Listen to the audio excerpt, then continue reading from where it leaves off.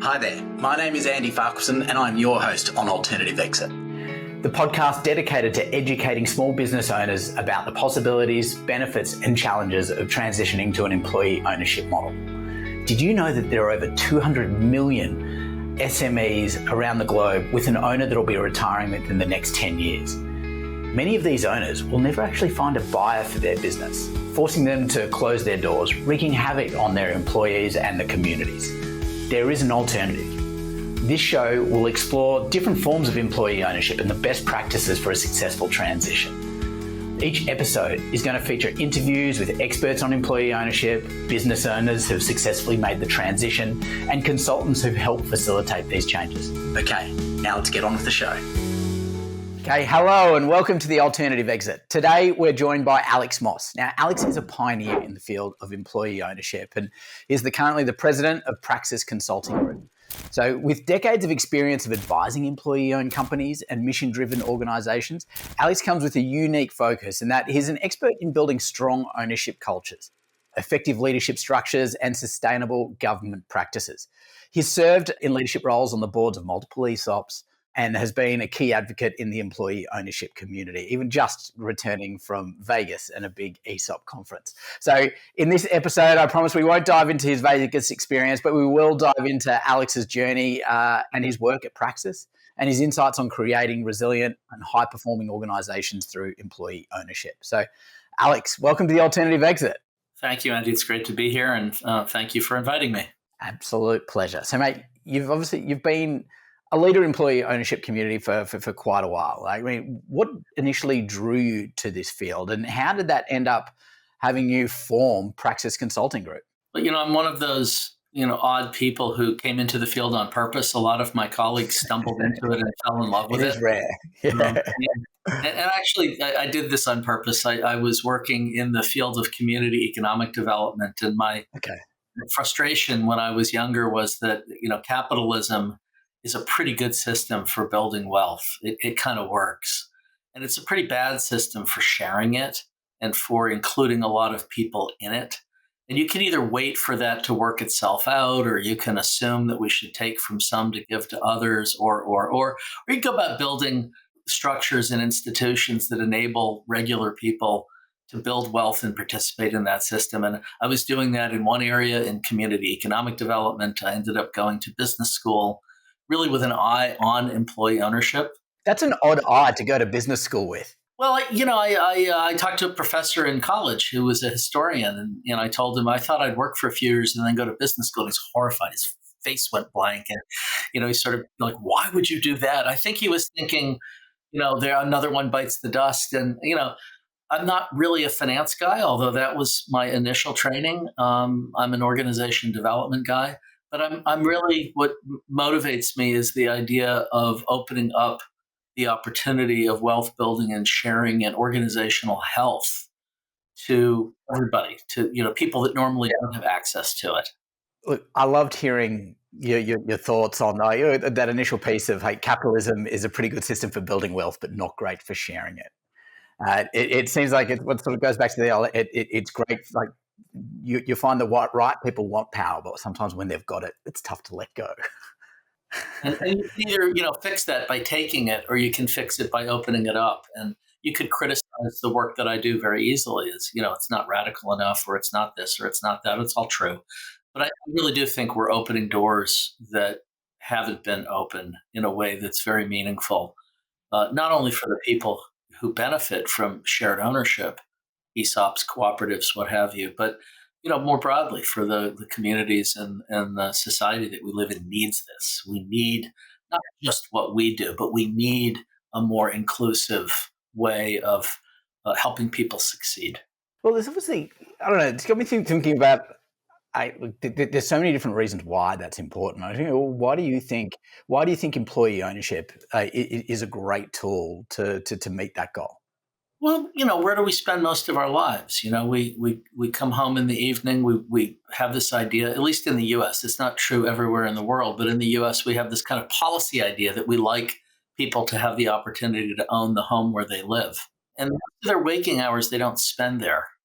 Why would you want to own your home or own land own the ability to control your destiny in some sense, and then not have a share in the ownership of the place where you work. And it's not, a big panacea where we're all going to get together and vote on everything. Although in your podcast, you're talking to people who in the worker co-op space and collective space and employee ownership trust. There's a lot of ways of going about this. And I think what they all have in common is some notion of financial sharing and human dignity enhancement. And it's kind of hard to argue that when you go off in the world, you ought to give up on those two things. And so I think what we're all working on in some form or fashion, and I'll speak for everybody else, and maybe they'll disagree with me, but I think we're all working on sharing financial success and enhancing human dignity.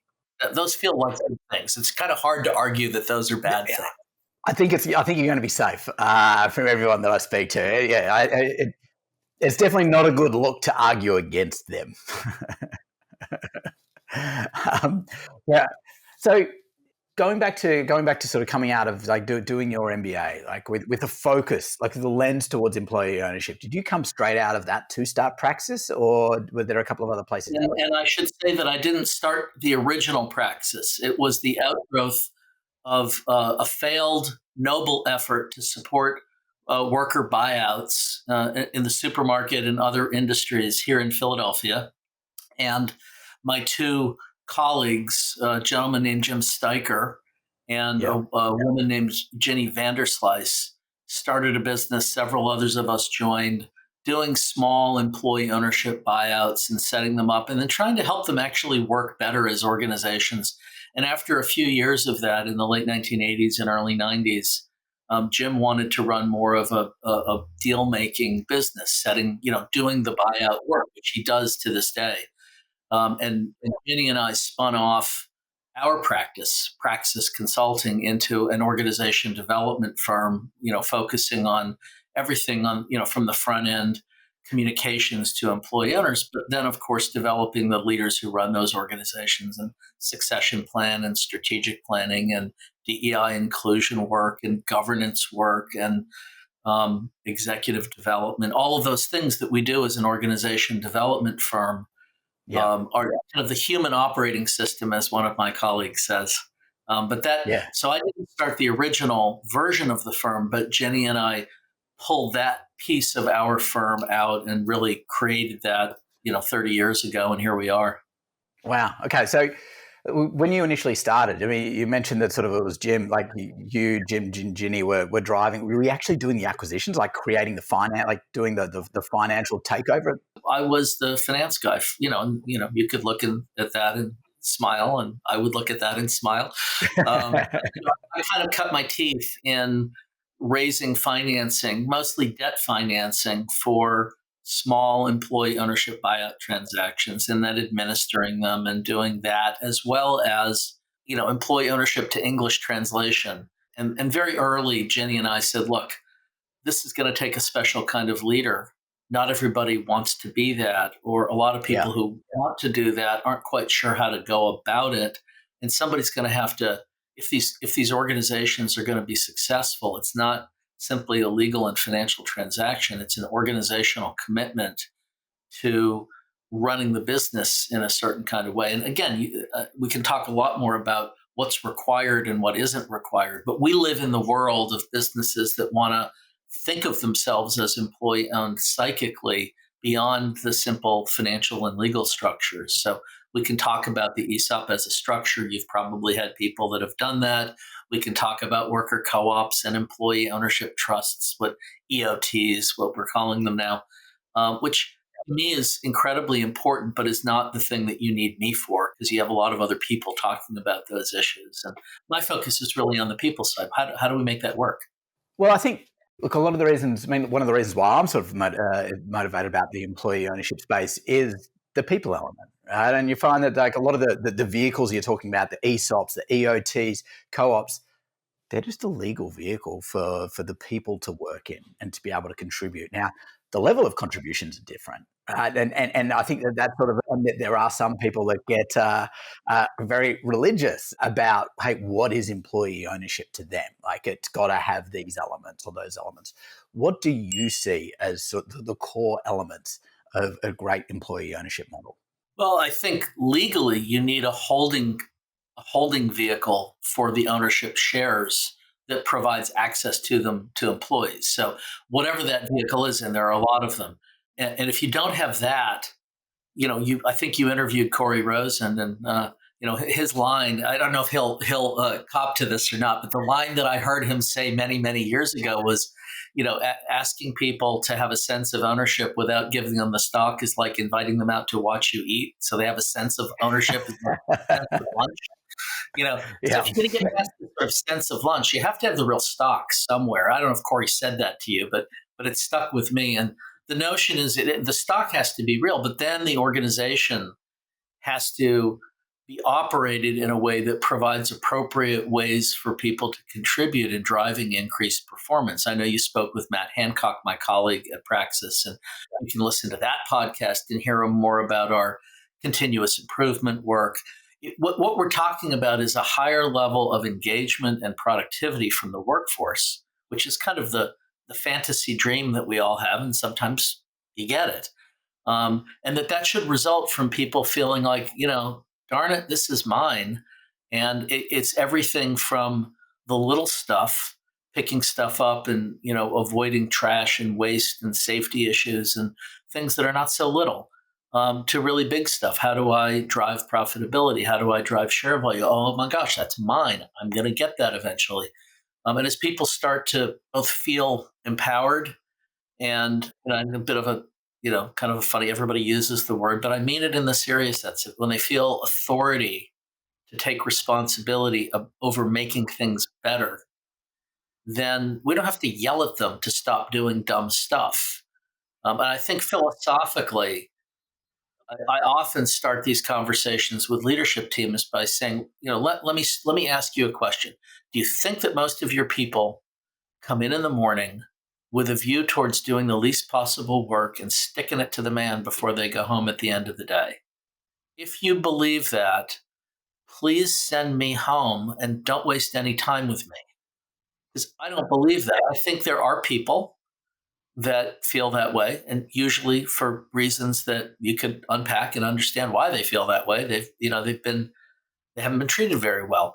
But there are a lot of people that go in more or less with an honest and open mindset who would like to work hard and create value, and they'd like to feel fairly treated, and they'd like to feel respected, and they'd like to feel that they belong in the organization where they work.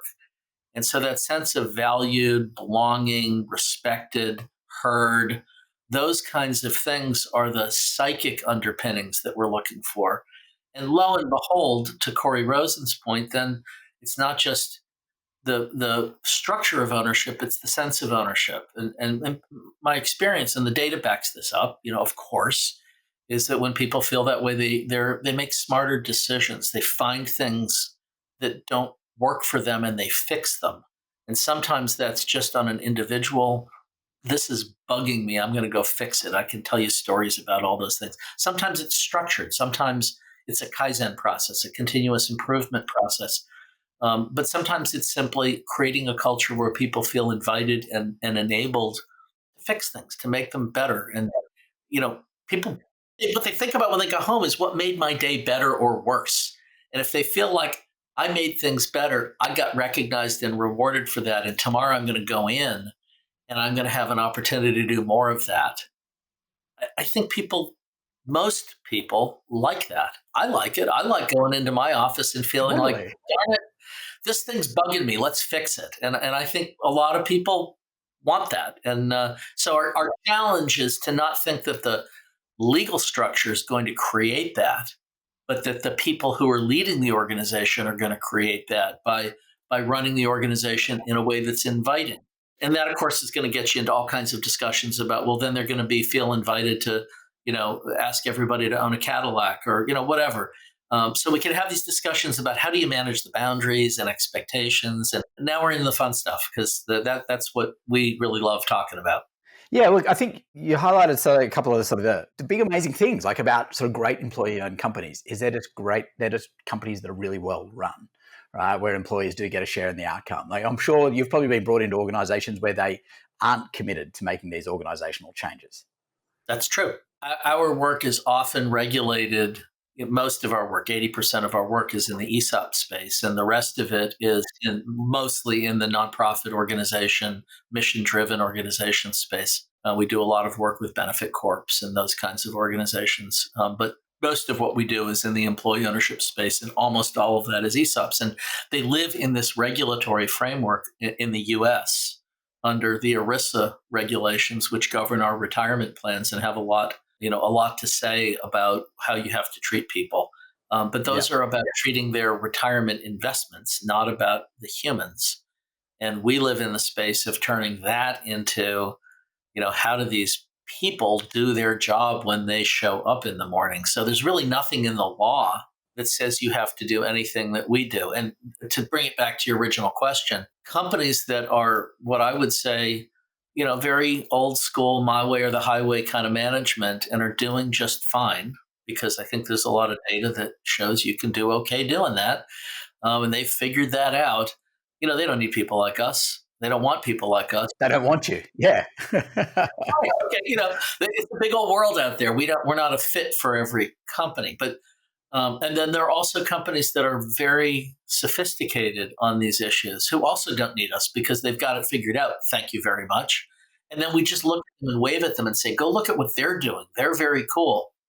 If you look at, I'll just use an example, a company up in New Hampshire called Hypertherm, which we've done some consulting work with, but only a little, because their systems are extraordinarily interesting and sophisticated and thoughtful, and by the way, successful. Highly financially successful, a great employer. And I could rant on and on about them, but not because they're my client. We did a little work there, but most of their success has nothing to do with us. And you want to look at those companies and say, attaboy, attagirl, go, or that. So the point is, it's a little bit self-selecting. We have a lot of companies that want some of that. They're not sure how much of it they want, but they kind of like the sound of it. And they're wrestling with how far do I go? How much information do I share? What kinds of decisions do I really need people involved in without creating confusion or inviting, kind of voting on what time to eat lunch and, things that scare people. So our clients are really north of shut up and get back to work and south of we've got this figured out.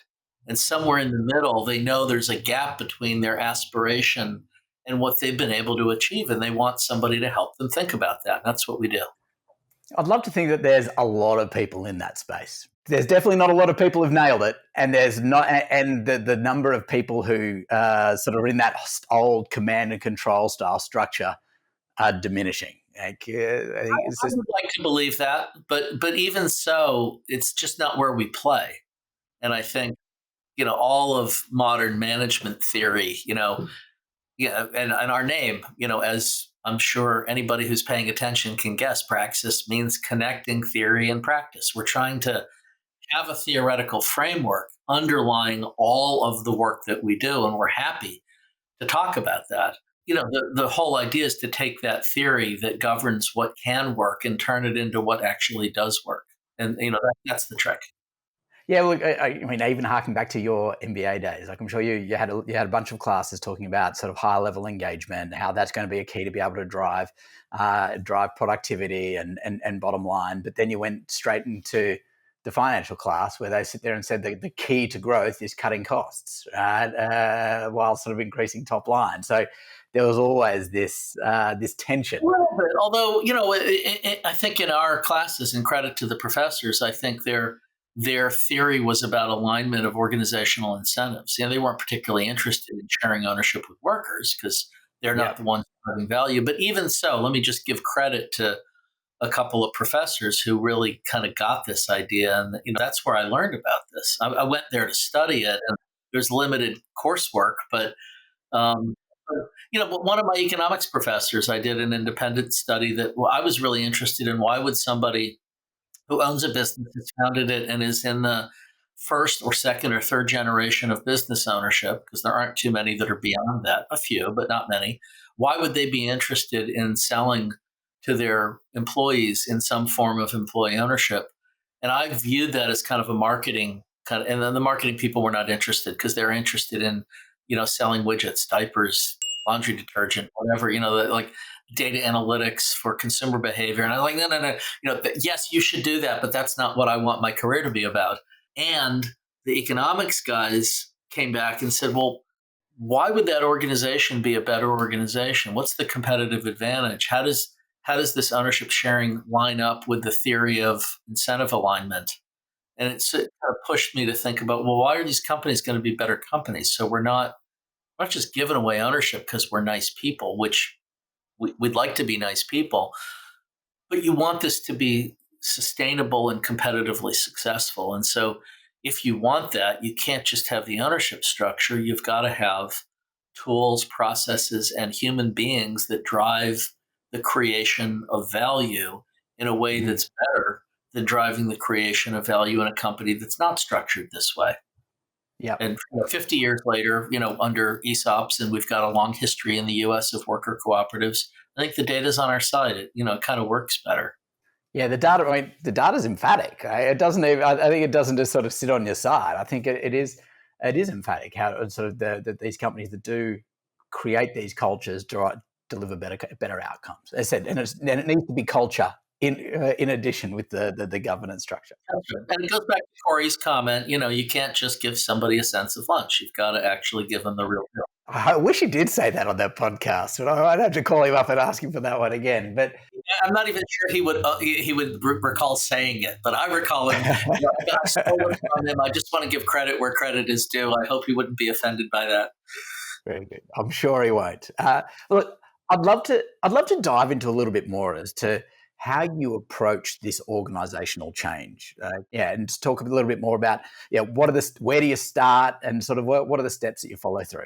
Well, let me give you two different starting places, just anecdotes for the sake of argument, and then we can talk about what's the process look like. So my two anecdotes would be an engineering firm out on the West Coast called Parametrics. And the founder of that firm is a fellow named Waite Dalrymple, who's a dear friend over many, many, many years. And he still is a very active contributor, sits on his own board of directors and boards of other employee-owned companies. And at the time when I first met him, he invited me to his office outside of Seattle, and he said, "What are you doing here?" And I said, "Well, I thought you invited me," because his team had invited me in, and he was kind of checking me out. And he said, "Look, I started this business a long time ago. I'm sort of a my way or the highway guy. I am the benevolent dictator." He didn't use those words, but he was kind of saying, "Look, I ran this business that way, and I know that in the next generation, we're going to need to open that up and manage in a more inclusive way and encourage people to participate in all, but I don't know how to do that. If you spot me 7 or 8 letters, I could spell participation, maybe, if you give me time." And I think he actually said, "I don't know what participation is, but I know I should have it." And, if you talk to him today, he's got a very different mindset around that. And I'm not giving myself credit for that. I'm saying he has, he and his firm have grown and grown and grown over the years very successfully, as they ended up selling, he and his colleagues, 100% of the company to their ESOP over the course of many years. And so the point is, they didn't have any of this in place. So this was awareness is the first. They did have awareness, though, right? That's an amazing start. Aspiration, I would say aspiration and competence. And maybe I would start with competence first. He's a fantastic leader. And he had an aspiration to take this employee ownership idea and use it as a culture transformation framework in his organization that was kind of his baby, of course, with some other colleagues who helped him start the business. So that's one end of the spectrum. The other end of the spectrum, a couple of years ago, we helped put in the ESOP at a company called Taylor Guitars, which is a guitar manufacturer in California that distributes around the world. And there's so many things that are unique and idiosyncratic and wonderful about the company. And one of them is that their senior leaders, and I'm thinking, Barbara White, of you, if you ever listen to this, said to us very early on, if you think you're coming here to do culture change, turn around and go away. We love who we are. We've spent many, many years building a culture that is our identity and who we are and what we stand for. And what we're trying to do with employee ownership, unlike Wade, who wanted culture change, they're saying, heaven forbid, do not change who we are. What we want to do is embed, include, insert shared ownership into something that's working. And we want that to be yet another reason for people to stay here and be our people. And the ways in which they've done that are many and varied. And again, I don't take credit for those things. They've done them all. But the thing that really impressed me at the very beginning was this really fierce commitment to maintaining the cultural commitments that they already had. And on a good day, we have clients who are just completely committed to employee ownership as a culture lever to keep us who we are. And on other days, the idea is there's some things that we really need to change, and we want this to be a change lever. And so, to bring it back to the kind of conceptual framework, the questions that we ask very early on are usually around what are the things, and anybody who knows me has heard me say this, what are the things that you most want us, physician, do no harm. What are the things that you most want us to protect and preserve in your organization and culture? And let's say to your people, employee ownership is a transition in the ownership of the company so that we don't lose those things. You know that the owners are not going to be here forever. Until somebody comes up with, with immortality. We get a lot of laughs when we say, "What's the likelihood that old Joe over there is going to be owning the company in 2075?" And everybody laughs a little. And then you say, "How about 2050?" And they laugh a little bit more uncomfortably. And how about 2030? And then they're like, "Oh, well, we don't want to kick them out." But the reality is most of our clients could continue running their businesses, anywhere from months to many years. Nobody's got a gun to their head, but they're thinking about the future and they're imagining they've built a successful enterprise. How do I keep this thing going when I'm not here to run it? And that's what gives rise to these kinds of transitions. If they want the most dollars, if they're scraping nickels, they're going to sell to a competitor or, private equity. We can talk about private equity. I'm not dinging them. I'm just saying the ownership transition is enough money with the promise that we're going to protect the things that you care about. And so the first question, I think that was the thread I wanted to pull on a little bit. You talked there about just sort of why is that important for a lot of those owners that you speak to? Because they have done very well financially, almost always. They have great businesses. We tried back in the 80s to use ESOPs to save failing steel companies and auto companies and, with labor union concessions, and those deals just, you could find one here and there, but they just didn't work. And the labor movement is, suitably very suspicious about employee ownership because they get screwed in those deals, and it's not that somebody screwed them, it's that the economy was not kind to them. So we sort of learned a long time, decades ago, let's take these companies that are at risk from ownership transition and try to reposition them to maintain their excellence into the future, the evergreen concept or longevity, sustainability. And we could talk about environmental sustainability, but I mean it in the business sustainability. People who want a legacy, who care about who owns their business, who care about maintaining the things that have made the business great. I don't mean stick your head in the sand and pretend that nothing's going to change, but I do mean we've built something valuable, Taylor. How do we keep that? How do we make sure that that doesn't get sacrificed just because those two gentlemen who started that firm are reaching retirement age and are selling the firm? And so the employee ownership idea is first and foremost, but not only about continuity. Secondly, we can come back and talk about it's also about change. But first and foremost, it's about what do you want to protect and preserve and strengthen? And we get an enormous amount of buy-in from business owners around that because they know they've got something really cool going on. They know that it's imperfect. They know that there's change in the air, but they really want to.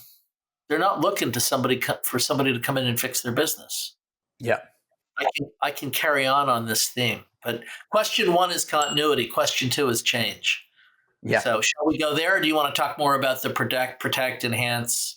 No. Let's go. I want to transition to the change. Like the continuity piece, I think speaks more to very much the emotional side, right? For these retiring owners, I want to sort of talk I want to sort of talk a little bit more around how do we create that ownership culture? Like, what are the sort of change elements that are required to really sort of get the value out of employee ownership for the business?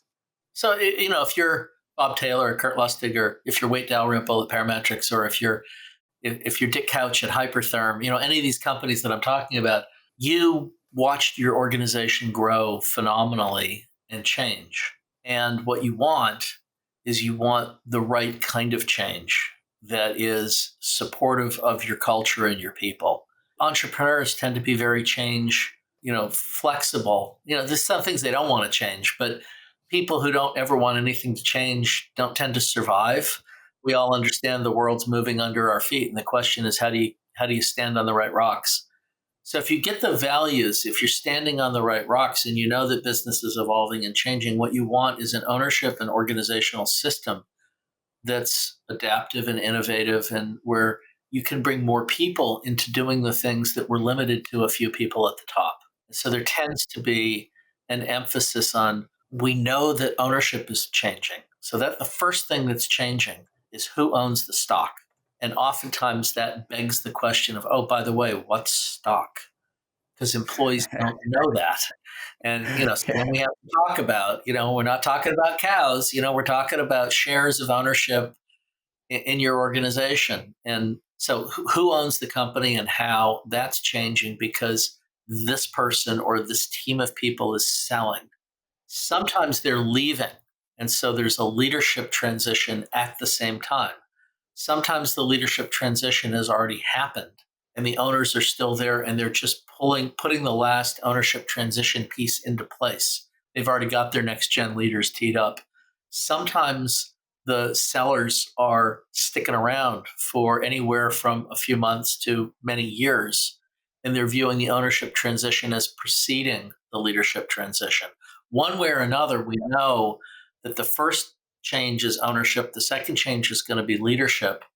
And the question then is, well, who's going to run the thing and under what value system, and how do we make sure that they don't screw up what we've built and stick to the values that have made us who we are? And then, the rest of our work cascades down from that, because we're sort of connecting the dots from the top of the organization, leadership, change, and evolution, to the bottom of the organization. Well, you're all owners now. What does that mean for you?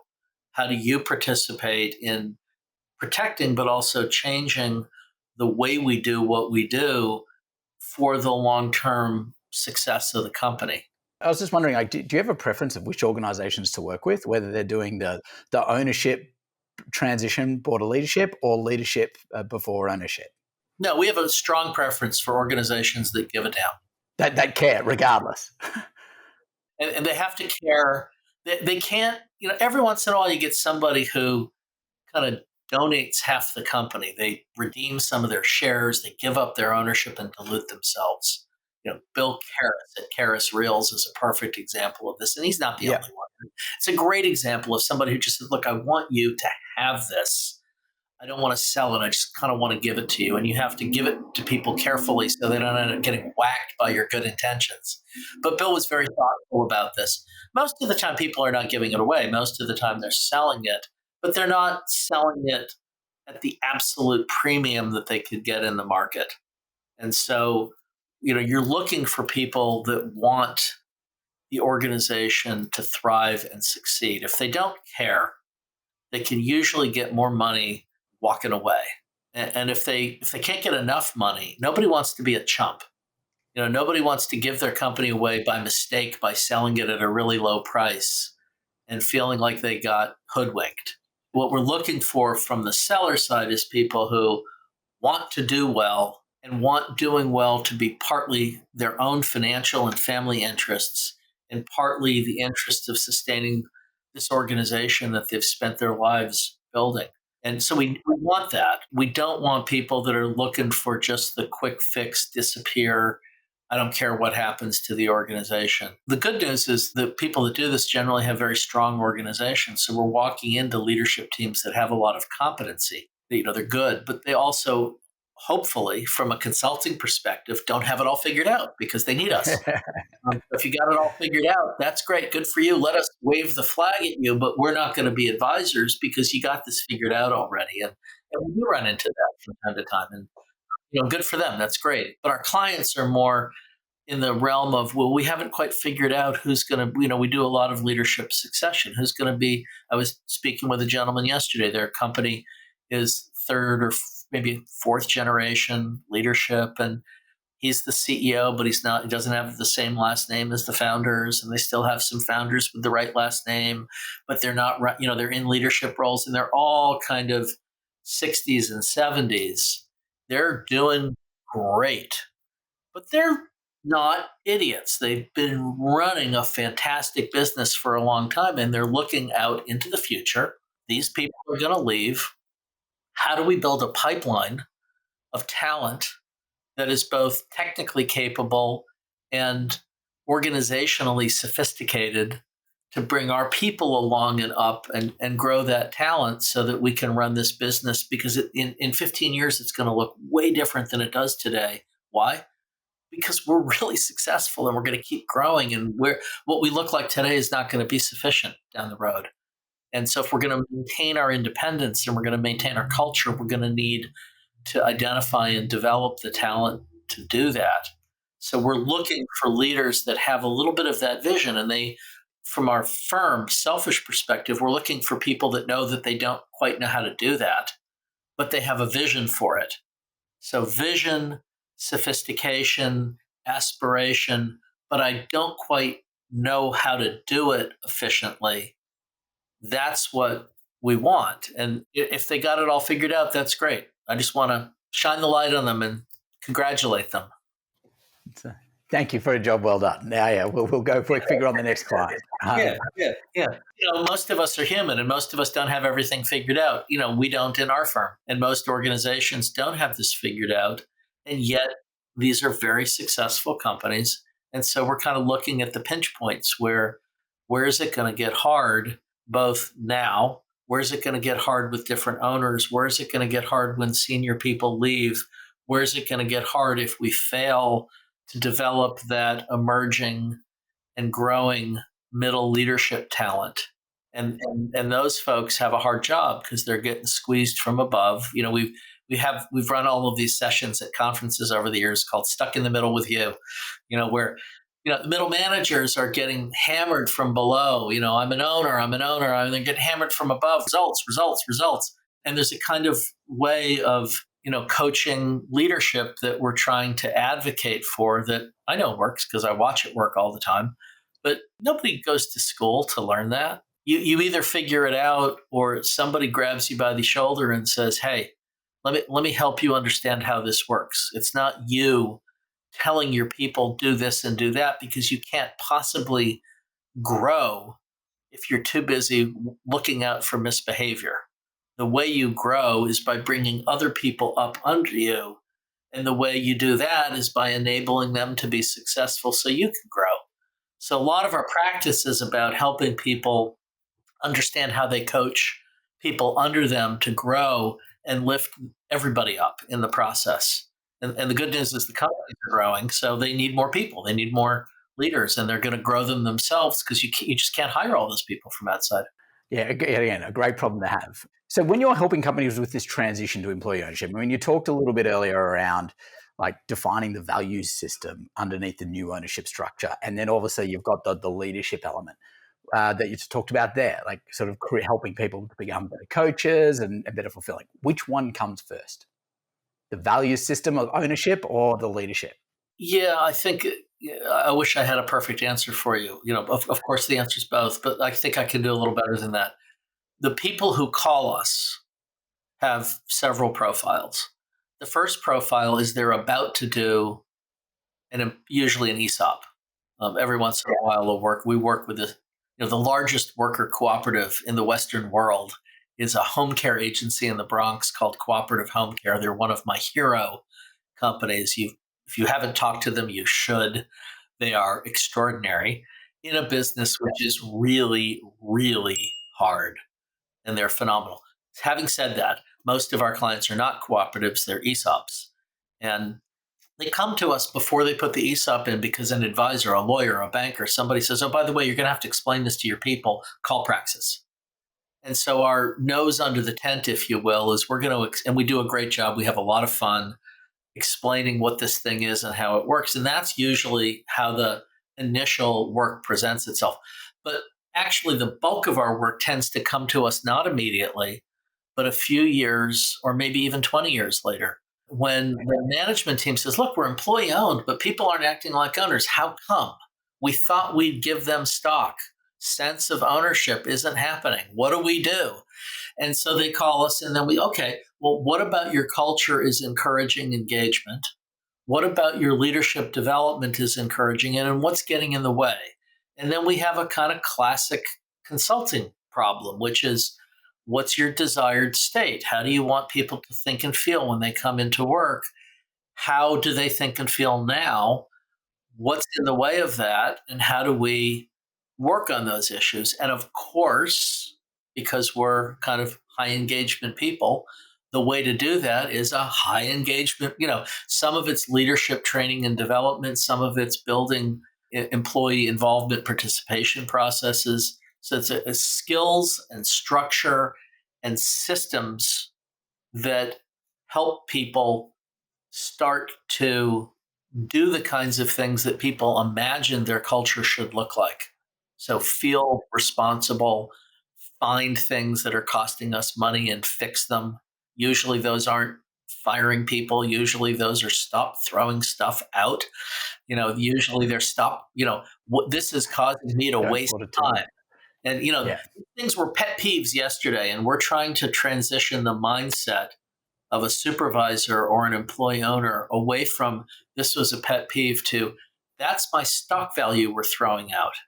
How do we recapture that and use it for value creation? So now the economist in me is saying, oh, this is a better model. And the organization development guy in me is saying, well, people feel more fulfilled when they feel like they have control over their environment. They feel more motivated. They feel more connected. They're not going to quit for a quarter and go down the street.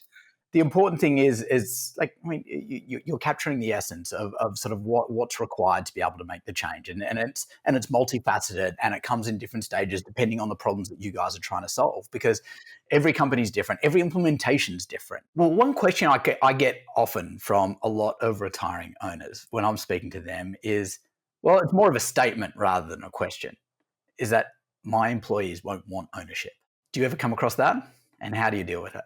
So what is it that they don't want? Jenny wrote, my name's on it because I helped her edit it, but really Jenny wrote an article many years ago on our website, about building a high performance ownership culture. And the essence of that article is that when you say ownership to leaders, what they want is employees to wake up at 2 a.m. worried about, are we going to meet payroll? Worried about the things that owners worry about. And you want your employees to worry about the things that they should worry about, rather than, do I get to vote on, whether my manager has a nice car? And so these differences of expectations are very real, and we have to go after them. I think the worry is that people are going to want things that they shouldn't want. And in fact, I think our experience is if we take it on head on, managers can kind of see. But it's not that people don't want to own the company. It's that they don't want to sign their house away to guarantee the bank loan. It's the specific thing. They don't want the responsibility of having to fire their friend when the business goes down. They don't want the negative things that are essential to good business management, and they might only want the good things, which are a share of the profits and a voice in decision making. And I think what we find is companies that do this well engage people in a way that say you're going to have a voice, but you're not going to have ultimate responsibility on these kinds of issues unless that's your job. And the person who's is still going to have to do that. Yeah. Defining who has those, but you mentioned that sort of your Praxis is brought in a lot to have those conversations around, hey, look, now you're about to enter employee ownership, or you've now got an ESOP. What next? Is a key part that you need to be prepared prior to going into that conversation is understanding, hey, look, what is the values system, or what is the governance that you're going to be operating under within this environment? So you can say, hey, look, this is within your span of control. These are the things we want you to contribute with. Nobody's got that figured out. And so if we said you have to have that before we start, close the door, we're done. But figuring that out is the work. Part of the work is developing leaders. But when I say that sounds nice and theoretical. Some of what leaders have to do is to set those boundaries. And oftentimes they're not quite sure. And our role becomes helping them do that. Our dear friend and inspired employee ownership leader, a gentleman named Chris Mackin, has a very well-known set of exercises that he calls influence allocation, which is really he's riffing on a theme around decision-making authority definition. And he's got a really nice set of tools for doing it. But the issue is really helping people come to terms with who decides what, where do we want their voice. And I think this fear that you're alluding to of people don't want to be owners is they don't want to make some of the decisions that managers make. It's not that they want to run the asylum. It's that they want you to run it better. And that's a good thing that people want that. And my experience is most employees want really good managers that make really good decisions and don't crap all over them, that are respectful and bring them in at the right time, but don't bring them in at the wrong time. And that gives rise to tensions because we're humans and we have different opinions about these things. So it's not like it's always smooth. But I don't have the experience that employees want to decide everything. And I don't have the experience that employees want managers to do everything and to be told, come back when you're 65. My experience is people want to be brought in ways that make sense to them. And I think of that as largely in the job. People want an opportunity to make their job better. And part of our job is to help them see how that connects to creating share value, profitability, job security, financial rewards, better human treatment, those things that we love. And you still need managers. You do have, a very small number of collective organizations that manage by consensus. They tend to be very small, and they're lovely, but that doesn't scale very well. And even most worker co-ops don't work that way. They have governance practices that are co-op practices rather than ESOP practices, but they have managers, and managers have duties, and employees have duties, and you can still get fired if you don't behave, and all of those things. Yeah, well, I think that sort of alludes to the other pushback we get from some of these owners. Is that I don't want my employees coming to me with silly requests for, hey, look, I'm now an owner. Great. Do you want to paint? Do you want to repaint the bathroom, or do you get to choose what type of car I drive as part of the lease? They fear this sort of lack of control, and also the lack of they don't quite trust the employees to be able to make the right decisions on behalf of the company. Right, and that's a healthy worry. And the answer, of course, is if you wait for them to understand it, you will never fix it. So when somebody comes to me with a crazy idea, my answer or my coaching to management is, thank you. Let's talk about how that would drive value. How will that make your life better? How will that create more money in the long run? And how will that drive the business? So at Gardner's Supply, a company that I know well, and again, I did not do this work, so I'm bragging about somebody else. The CEO had a contest when they hit a downturn many years ago. How are we going to improve the business? And they literally got paint the back, like all these kind of things that were very well intentioned, but not helpful. And so she turned around and she said, all right, what are our top 20 expenses? And they had a contest. And somebody said, it's a card catalog company, postage, paper, right? Shipping. So then somebody in the mailroom said, that's great. With the catalog's too expensive, let's take pages out of the catalog. That is a terrible idea because people buy stuff. This is pre-internet. People buy stuff based on the number of pages in the catalog. She didn't say that's a terrible idea. She said, oh, what impact would that have on your job? People would buy less. We wouldn't need as many of you. We need those pages in the catalog. So the person said, well, let's save on paper. We're going to trim the pages down a little bit and save paper costs. And they did the analysis. It turned out to be a terrible idea. But when they trimmed the pages down, it knocked the shipping costs down into a lower postage category, and they saved 75 grand. In that day, that turned out to be a lot of money. So the idea is your idea may not be genius on day one, and I need it anyway, because your idea is going to help me help you understand how the machine works. And eventually, together, we're going to stumble on stuff that's going to make us all successful. More money, more job security, more engagement, more human involvement, encouraging open leadership, all of those things. And it just comes from welcoming terrible ideas.